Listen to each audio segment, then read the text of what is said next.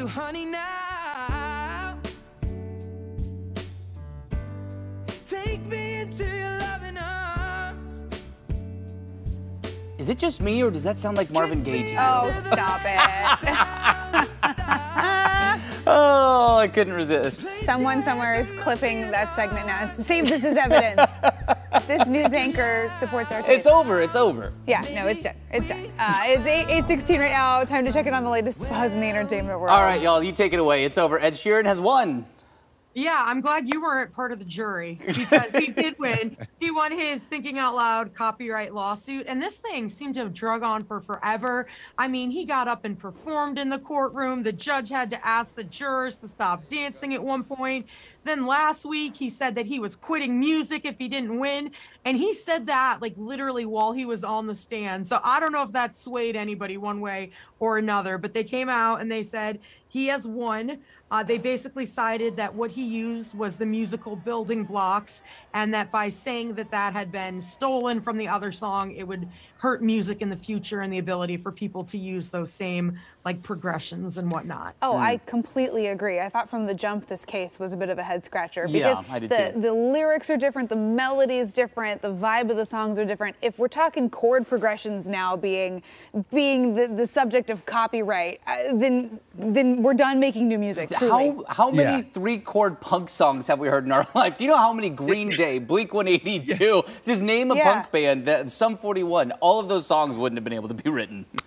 Exactly. It's scientific at that point. I mean, you can talk about beat and tempo. Those are all the same things. The rhythm is going to be the same in so many different songs. It's really about the harmonies and melodies that go on top of all that. And if you listen to Think Out Loud and Let's Get It On by Marvin Gaye back to back, they don't sound anything alike. No. Two separate vibes. Sorry. Yeah. Very separate vibes for me. Right. It's there's not even like a guitar or a bass riff that's like so characteristic when you hear it, you think, because that's been the subject of previous copyright suits. You know, it's like you hear that little, cluster of notes and you're like, oh, that's, it just, I didn't see the connection, so I'm glad that Ed's gonna keep making music. He's got a new album out now and he can move on with life. What a time for that to drop. Seriously.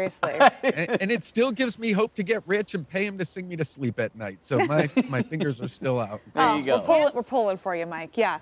Publicity for that tour that he's on too, by the way. That's true. So much about him. That worked out kind of well. It did. Well, hey, the MTV Movie and TV Awards are getting some interesting publicity now because the host, Drew Barrymore, is dropping out at the last minute. What's going on? Yeah.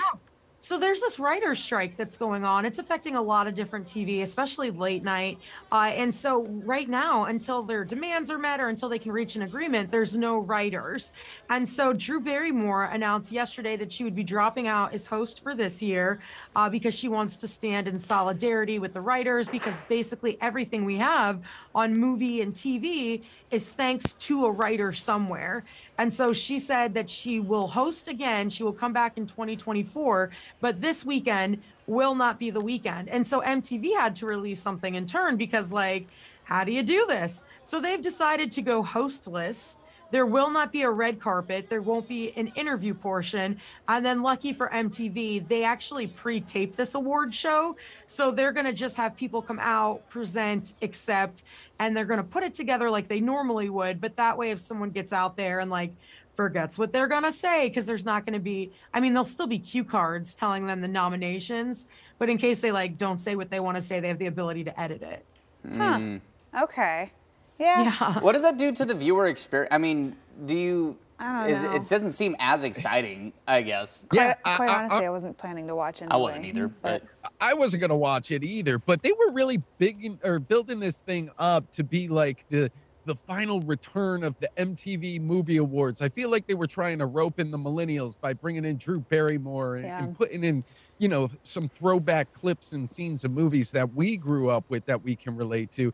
And now they're just going to be hostless, presenting to awards and movies that we don't care about. So why even go back to it? And I remember it used to be like a thing, like, because I was like in 7th grade. I remember the MTV Movie and TV Awards. You got to see who's going to win for Best Kiss. What are they going to do? What are they going to say? And I think it's always been pre-taped, but it still had this like excitement feel. And now it's like, well, now you're like just telling us you're editing it. Like we knew it was happening, but like, now you're like telling us. Yeah. Like it's You know, different. I think Honestly. honestly it might speak to the fact that we are all getting older and just are not as invested in some of the It could be a people that combo are of- winning the award. I think the answer is D, all of the above. All of the above. I think yeah, it's all Yeah. and hey, listen, if you're MTV and you're worried about ratings, throw on a couple more episodes of ridiculousness. It'll be fine. Yeah, just cue those up again.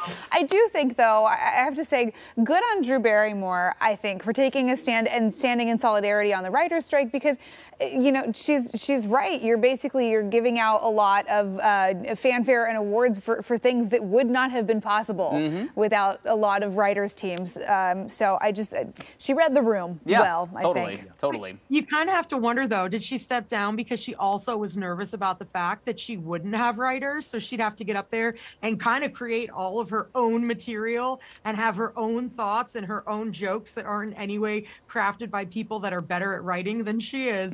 So selfishly, there might be a little piece in there, too, because I wouldn't want to do that. Totally. I think that's super valid. Further Likewise. highlighting the need for writers and why they're important on stuff like this. Yep. So.